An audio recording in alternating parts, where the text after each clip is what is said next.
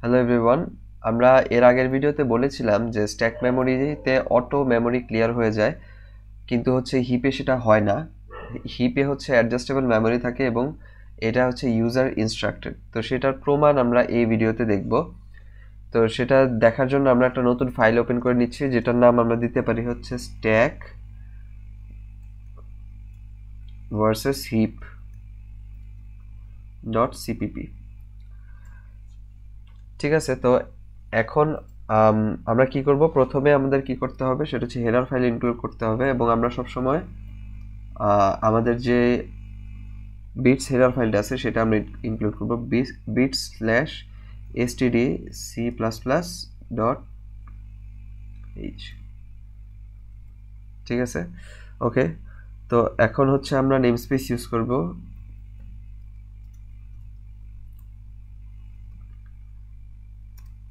std।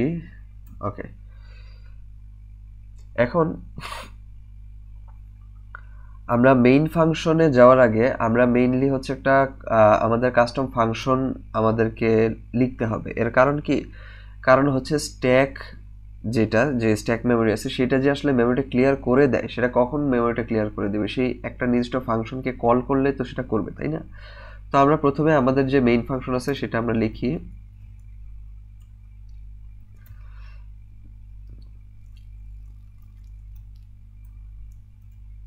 আচ্ছা,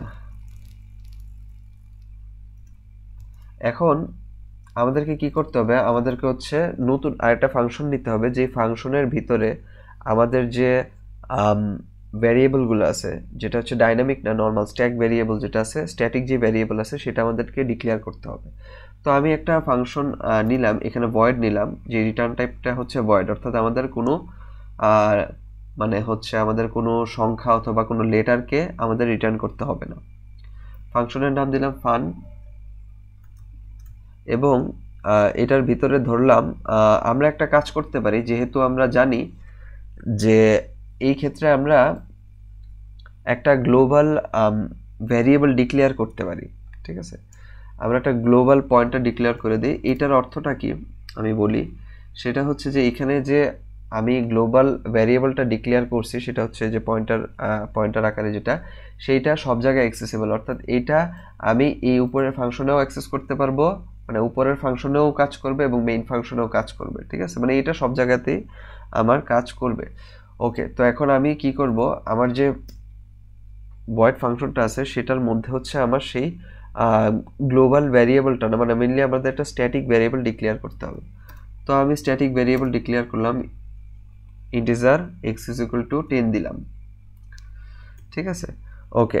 এখন আমি কি করব, আমার যে পয়েন্টারটা ছিল সেই পয়েন্টারটা যেহেতু আমাদের x এর মান 10 দেওয়া, তো এটা আমাদের অন্য একটা ভ্যারিয়েবলে রাখবো এবং সেটার অ্যাড্রেস আকারে রাখবো। সো আমি লিখতে পারি p = and x। ঠিক আছে, এটা অ্যাড্রেসটা আমাদের রাখতে হবে। আর তারপর আমরা এটাকে কি করব, প্রিন্ট করব, cout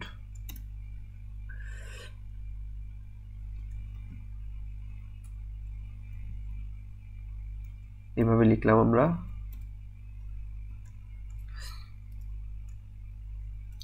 ফাংশনটা কত হবে? আচ্ছা, এখানে অবশ্যই আমাদের এখানে কোটেশন দিতে হবে,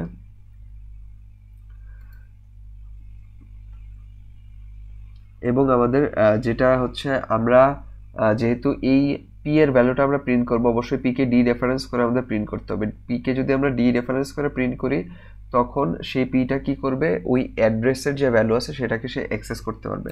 প্রিন্টিংয়ের সময় সবসময় পয়েন্টারকে ডি রেফারেন্স করে তারপর প্রিন্ট করতে হয়। আচ্ছা, এবং সবার শেষে থাকবে এন্ড এল। ঠিক আছে, ওকে। এখন এই ফাংশনটা আমরা কি করে দেব, রিটার্ন করে দেব। রিটার্ন মানে কি, ফাংশনটা থেকে আমরা বের হয়ে যাব। আর ফাংশন যখন আমরা রিটার্ন করে দেই তখন ওই ফাংশনের ভিতরে আসলে যে স্ট্যাটিক ভ্যালু আছে সেটা থাকে না। এটাই মেইনলি আমরা এখানে দেখব, যে স্ট্যাটিক যে ভ্যালুটা আছে সেটা এখানে থাকবে না, কারণ ফাংশনটা আমরা রিটার্ন করেছি। রিটার্ন করার অর্থ হচ্ছে এখানে মেমোরি ক্লিয়ার হয়ে যায়। এটা আমরা হয়তো আমাদের এইখানে বুঝতে পারবো না, মানে আমাদের যে এই ভিজুয়াল স্টুডিও কোড এটাতে বুঝতে পারবো না, এটা উইন্ডোজের সমস্যা হতে পারে, বাট আমরা একটা অনলাইন কম্পাইলারে গিয়ে এটা আমরা টেস্ট করে দেখব। এখন এই যে ফাংশনটা আমরা লিখলাম ফান ফাংশন, এই ফাংশনটাকে যদি আমি কল করি, এই ফাংশনটাকে যদি আমি কল করি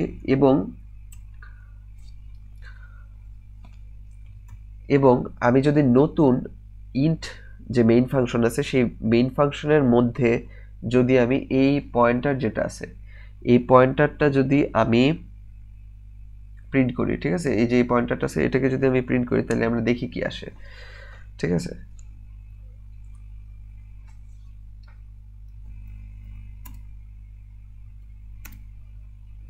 আমরা এখানে লিখবো হচ্ছে মেইন।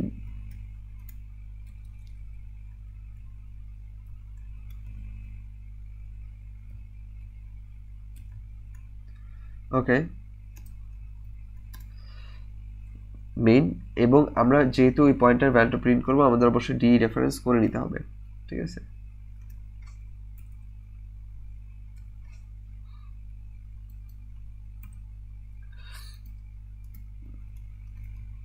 এন্ড এল।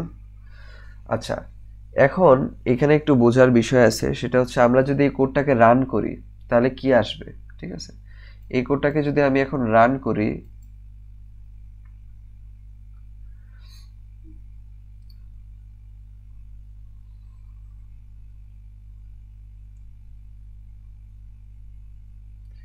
আচ্ছা সেই ক্ষেত্রে সে দুইটার মানই 10 দেখাচ্ছে। ঠিক আছে, এটা একটা উইন্ডোজের সমস্যা, কিন্তু মেইনলি যেই ভ্যারিয়েবলগুলো স্ট্যাটিক ভ্যারিয়েবল সেই ভ্যারিয়েবলগুলো যদি আমি ফাংশনটাকে রিটার্ন করে দিই তাহলে ওই ভ্যালুগুলো ডিলিট হয়ে যায়। তাহলে আমরা তো প্রমাণ করতে পারলাম না।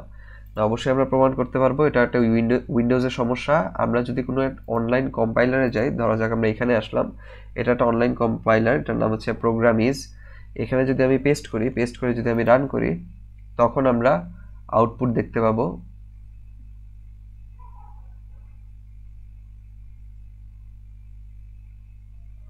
এই যে আমাদের প্রথম ক্ষেত্রে কিন্তু আমাদের আউটপুটটা আসছে 10 এবং পরেরটার ক্ষেত্রে 0। তার অর্থ কি, আমাদের যে মেইন যে লেখাটা আছে, মানে ফাংশনের প্রথম ক্ষেত্রে আমরা কি প্রিন্ট করছি, প্রথম যে প্রিন্টটা করছি সেটা ফাংশনের ভিতরে প্রিন্ট ছিল। ফাংশনের ভিতরে প্রিন্ট করার পর আমরা সেই ফাংশনটাকে রিটার্ন করে দিছি। তো রিটার্ন করে দেওয়ার পর আমরা কি জানি যে এইখানে এই স্ট্যাটিক ভ্যারিয়েবল যেটা সেটার মেমোরি ক্লিয়ার হয়ে যাবে, সে অটোমেটিক ক্লিয়ার করে দিবে।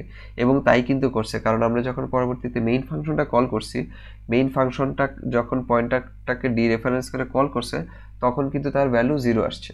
কিন্তু উইন্ডোজে সেটা আসে না, সেটা হচ্ছে উইন্ডোজের একটা সমস্যা। বাট এখান থেকে আমরা বুঝতে পারলাম কি, সেটা হচ্ছে আমি এখানে যেটা লিখছি সেটা হচ্ছে যে অটো মেমোরি ক্লিয়ার করে দেয়। স্ট্যাক মেমোরি যেগুলো আছে, স্ট্যাটিক মেমোরি, সেগুলো হচ্ছে অটো মেমোরি ক্লিয়ার করে দেয়, বা হিপ অথবা হচ্ছে ডাইনামিক মেমোরি যেটা, সেটা কিন্তু user instructed automatic memory clear করে না। এখন ডাইনামিক মেমোরি যে অটোমেটিক ক্লিয়ার করে না এটার প্রমাণ কি, এই ক্ষেত্রে এটা প্রমাণটা দেখার জন্য আমরা হচ্ছে এখন একটা ডাইনামিক মেমোরি ডিক্লেয়ার করব। তো ডাইনামিক মেমোরি আমরা এখানেই ডিক্লেয়ার করতে পারি কিভাবে, আমরা যে ডাইনামিক মেমোরি ডিক্লেয়ার করার জন্য হচ্ছে নিউ কিওয়ার্ডটা ইউজ করতে হয়। তো আমি এখান থেকে আমার ভ্যালুটা কেটে দিয়ে আমি কি করব, নিউ কিওয়ার্ডটা ইউজ করব। নিউ কিওয়ার্ডের পর সেই ডাইনামিক মেমোরিটার টাইপ কি, মানে হচ্ছে ডেটা টাইপ কি, ইন্টিজার, তাই না? এবং ডাইনামিক মেমোরিটা তো আমাদেরকে কোথাও রাখতে হবে, সেটা আমরা কোথায় রাখবো, সেটা হচ্ছে একটা পয়েন্টারে রাখবো। যেহেতু পয়েন্টারে রাখবো তো পয়েন্টারের আগে অবশ্যই আমাদেরকে স্টার চিহ্ন দিতে হবে। তো এইভাবে আমরা আমাদের যে ডাইনামিক মেমোরিটা আছে সেইটা আমরা ডিক্লেয়ার করে ফেললাম। এখন আমাদের এই ডাইনামিক যে ভ্যারিয়েবল আছে সেই ভ্যারিয়েবলের ইনপুট নিতে হবে। ঠিক আছে, ডাইনামিক ভ্যারিয়েবলের ইনপুট সেটা হচ্ছে আমাদের এখানে যে পয়েন্টার আছে, অর্থাৎ যে স্টার এক্স, এটার ভ্যালু ধরে নিলাম আমরা, এটার ভ্যালু নিলাম হচ্ছে 7।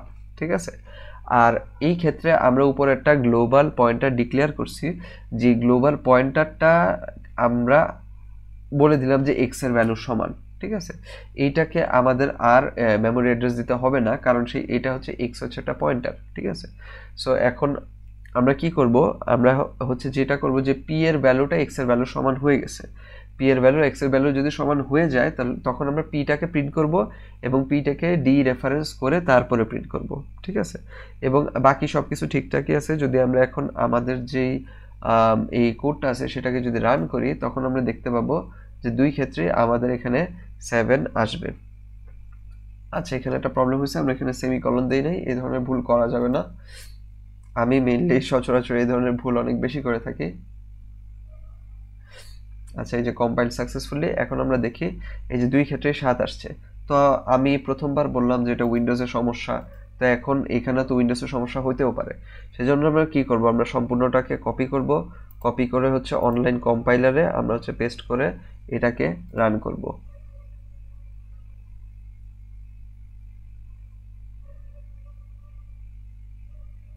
আচ্ছা, রান করলে আমরা এখন দেখতে পাচ্ছি যে দুই ক্ষেত্রেই কিন্তু আমাদের ভ্যালু 7 আসছে। এর অর্থ কি, যে আমাদের যে ডাইনামিক মেমোরি, ডাইনামিক যখন ভ্যারিয়েবল আমরা ডিক্লেয়ার করব তখন সেই ফাংশনটাকে যদি আমরা রিটার্ন করে দিই তখন সে তার যে মেমোরি আছে সেই মেমোরি সে ক্লিয়ার করে না। কিন্তু স্ট্যাটিকের ক্ষেত্রে যেটা হয়, স্ট্যাক মেমোরি যেটা, সেইটা একটা ফাংশনের ভিতরে যদি রিটার্ন হয়ে যায় তখন সে তার মেমোরিটাকে ক্লিয়ার করে ফেলে, যেটা মেইনে যদি আমরা সেই ফাংশনটাকে কল করি তখন সেই ফাংশনটার ভ্যালু সে দেখাবে না, কারণ রিটার্ন করলেই আমরা স্ট্যাটিক বা স্ট্যাক মেমোরি যেটা সেটা ক্লিয়ার হয়ে যায়। বাট ডাইনামিক ভ্যারিয়েবল বা ডাইনামিক মেমোরি যেটা, সেটা হচ্ছে হিপের মধ্যে থাকে এবং হচ্ছে সেইটা মেমোরি সে ক্লিয়ার করে না, সেটা আমরা এখানে দেখতে পাইলাম। তো হচ্ছে পরবর্তী যে ভিডিও আছে সেখানে আমরা পরবর্তী টপিক যেগুলো আছে সেই সম্পর্কে জানবো, মেইনলি আমরা ডাইনামিক অ্যারে সম্পর্কে জানবো। তো ভিডিও এই পর্যন্তই, পরবর্তী ভিডিওতে আমাদের সাথেই থাকুন।